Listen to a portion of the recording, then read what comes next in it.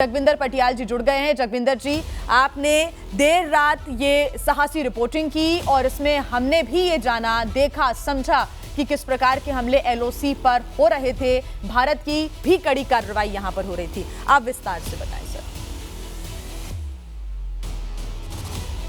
देखिए, जिस जगह पर मैं खड़ा हूँ ये पुंछ का एक डाक बंगला इलाका है जहाँ पर हम रुके हुए हैं। तो इसके आसपास के इलाके में रात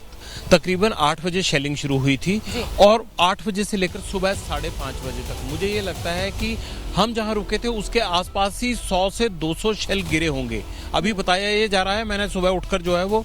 नुकसान का जायजा लेने की कोशिश की तो ये बताया गया कि पुलिस लाइन में कुछ और जो मिलिट्री एस्टेब्लिशमेंट्स हैं, सिविल के इलाके हैं, उन कई जगह पर रात को शेल दागे गए हैं, गोले दागे गए हैं। लेकिन भारत की तरफ से जिस तरह से रिटेलिएट किया है, मुझे लगता है कि जितना नुकसान पुंछ में हुआ है पाकिस्तान में उससे 10 गुना ज्यादा हुआ होगा, क्योंकि अगर हमारी तरफ एक शेल आता तो जवाब में जो है वो 4 धमाके सुनाई देते थे। और मेरे पीछे जो पहाड़ियां आप देख रहे हैं, इन पहाड़ियों पर रात लाल रंग के रॉकेट सुबह तक एकदम जो है वो पाकिस्तान की साइड को लाइन लगाकर जो है वो जाते हुए दिखाई दे रहे थे। तो आप ये सोचिए कि आज सुबह से यहाँ अनाउंसमेंट ये किया जा रहा है कि जो भी लोग अगर बचे हुए हैं, घरों में हैं, जो हालात रात के बने हैं, उसके बाद अगर कोई काम नहीं है तो वो अपने घरों से बाहर ना निकलें और हो सके तो सुरक्षित ठिकानों पर यहाँ से चले जाएं। मुझे ये लगता है कि 48 घंटे पहले यहाँ इवैक्यूएशन शुरू करवा दिया गया था, लेकिन आज जो इक्का दुक्का लोग बचे हैं वो भी नहीं रहेंगे, क्योंकि कल सारी रात हम भी नहीं सो पाए और 5:30 बजे तक हम भी ये देखते रहे कि जहां हम रुके हुए हैं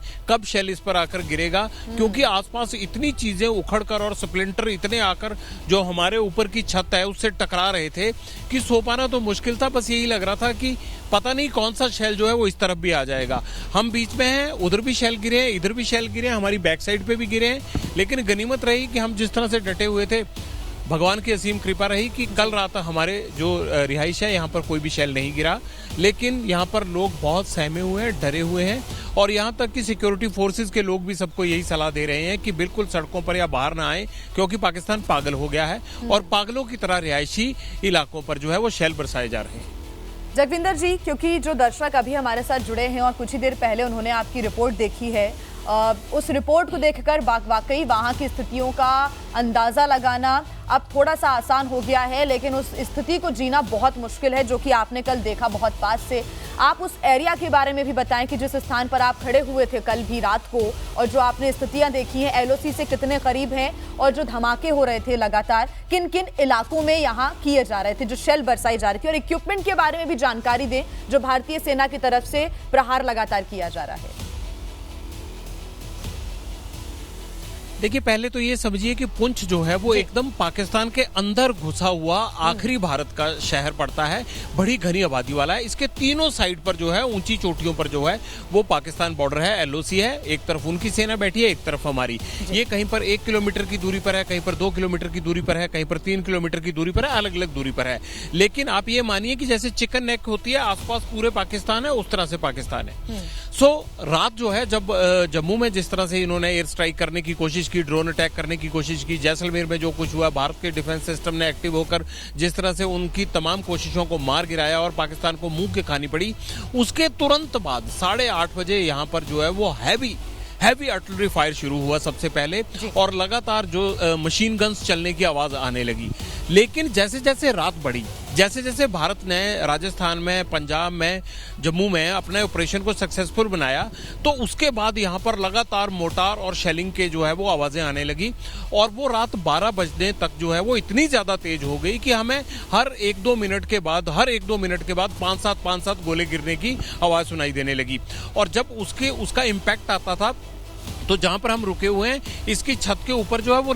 जो कंक्रीट की छत नहीं है, लेंटर नहीं डला हुआ है, उस पर क्या है कि टीन की चदरों से, जिस तरह से पहाड़ी इलाके में बनाया गया जो है वो घर होते हैं, उस तरह की ये एक पुरानी बिल्डिंग है। तो उसके ऊपर जो भी इम्पैक्ट आता था वो टूट कर जब चीजें बिखरती थी, गिरती थी, तो वो हमारे इसकी छत पर आकर भी उसकी लोहे की टीन से टकराती थी, तो अंदर बहुत ज्यादा आवाज आती थी। हम यही सोच रहे थे, कोई ऑप्शन भी नहीं था यहाँ। ऐसा कोई ऑप्शन नहीं है कि आप यहाँ से चले जाएं, आपको यहाँ रहकर ही कवर करना होगा, अपना बचाव करना होगा। हमने प्रिकॉशंस लिए हुए थे, अंदर भी हम हेलमेट लगा के ही बैठे हुए थे कि अगर ऊपर से कुछ गिर भी जाता है तो सिर में चोट ना आए, और बुलेट प्रूफ जैकेट्स हम अंदर भी डाल के बैठे हुए थे। लेकिन ये सिलसिला लगातार बढ़ता गया। फिर 1:30 पर मुझे लगा कि यहाँ हो क्या रहा है। कम से कम हमारे दर्शकों को और भारत की जनता को ये पता लगना चाहिए कि कैसे हमारे सैनिक इन टफ सिचुएशंस में लड़ते हैं। रात के अंधेरे में जब हम सो रहे होते हैं, आराम से टीवी पर न्यूज़ देख रहे होते हैं, तो कैसे वो अपने दुश्मन को मार ही नहीं रहे होते हैं, उसकी शेलिंग से बचना भी उनके लिए एक बड़ी चुनौती होता है।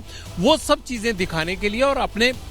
जो जवान हैं उनका हौसला बढ़ाने के लिए और उनकी वीरता को जन जन तक पहुंचाने के लिए ये हमने कोशिश की कि ये तस्वीर लोगों तक पहुंचनी चाहिए। और सुबह 5 बजे तक, 5:30 बजे तक वो शेलिंग लगातार होती रही है। मतलब मैं तो गिनती भी नहीं उतनी गिन सका जितने गोले गिरे होंगे। हाँ, हम और हमारा क्रू जितना भी मेंबर यहाँ पर हम मौजूद थे, कोशिश यही थी कि हम बचे रहें और दर्शकों तक रिपोर्ट पहुंचाते रहें। और ये वादा है एबीपी न्यूज़ पर आगे भी पहुंचाते रहेंगे। और जो भी हमारे जवान यहाँ से रिटेलिएट कर रहे हैं, हमला कर रहे हैं, जिस तरह से तोपें गूंज रही हैं, उन तमाम चीज़ों को हम अपने दर्शकों तक आगे भी पहुंचाते रहेंगे।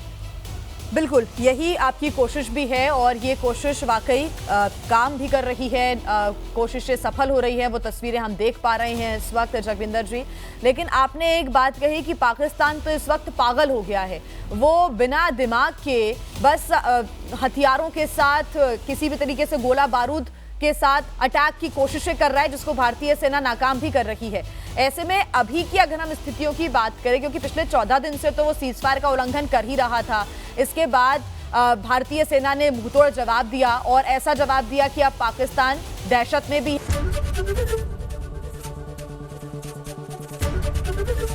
एबीपी गंगा, खबर आपकी, जुबान आपकी।